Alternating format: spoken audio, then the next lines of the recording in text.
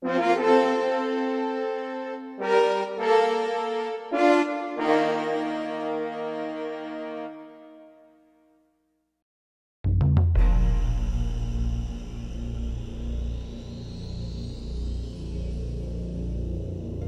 Arquette is one of the officers that we can use for a variety of things. He takes on the extra task of the canine unit, obviously, but he also works booking. He is a veteran booking officer, and he's equally skilled working in the housing units. That makes for a supervisor, Patrick is very valuable. He can fill in any spot I have in my schedule. He's happy to work any place that we put him, and we know that he'll do the same level of quality work no matter where he's at. Deputy Arquette puts in 110%, whether it's working here at the jail or it's coming out to the canine unit. He does put in 110%, and then he's an integral part of our canine unit, which makes him a great member. It's secondary to working inside this facility to get us out, and when Deputy Arquette is here working, he's ready to get out. He's ready to go on calls. He's ready to assist. He's ready to find that missing child. He's ready to do whatever it is to find and bring these people home when we're out and doing these things as canine unit members. On March 1st, 2014, we received a call from the daughter of an elderly male who had gone missing. Upon arrival, we soon found out the elderly male was severely depressed, and he had attempted suicide 3 times before this. So it kind of upped our urgency to locate him quickly as we can. And we started the track right from his front door. Tracked around the pool area for a minute, showed some interest. But I went and I did a perimeter of the apartment complex just to be sure that he didn't leave the premises. And my dog didn't show any indication of him leaving, even through the front gates. Based on Deputy Arquette articulating to us that the elderly gentleman did not leave the area, we went ahead and began a secondary search. And we went back over to the pool area, put Earl back to work around the area. And next thing you know, he's jumping on the fence into the pool area. Because of that secondary search and the information Deputy Arquette was able to give us, we located the gentleman in the restroom behind a locked door.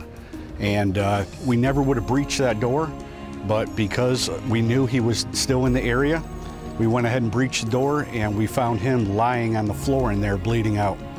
So there's absolutely no doubt in my mind, absolutely no doubt, that Deputy Arquette and his canine saved the life of that gentleman that day. Yeah, they did an excellent job in, you know, searching through the whole area, and, you know, they were able to find the exact location where my uncle was at, and, you know, rescue him and to, you know, fly him up to the hospital in the nick of time so he would be saved. There's not words to describe. If I go home, I see my wife, I see my kids, and it's, you know, I did more than just be a corrections officer. I went above and beyond just being a canine officer. I mean, you know, helping save a guy's life to, you know, bringing a guy back home to his family who's been missing is what it's all about. Oh, you're beautiful. Thank you for all you do. You're welcome. I mean, it felt like I've truly made a difference in this community. And that's what keeps me going every day. Every day I go to work and I'm waiting for that next call. I'm waiting for that, you know, that missing juvenile or that missing elderly person, or, you know, even if it's a bank robber, you know, it doesn't matter. I'm there because I do the best I can. I give 110% every time. You know, you're not doing good for just your agency. You're doing good for your county. You're doing good for the citizens, your fellow law enforcement officers. You know, corrections is a hard enough job, and people tend to not recognize it as much as it should be. But when you can go out and do something extra, and it brings attention to your fellow corrections officers that, hey, you know, we're not just people sitting in a tower somewhere. We're out here doing a lot of good for the public. So it's great. It makes the profession, you know, up to another level. It raises us up to where it should be. So it's great. So we encourage it. You know, if he has to go, I'll go fill his spot in if I have to.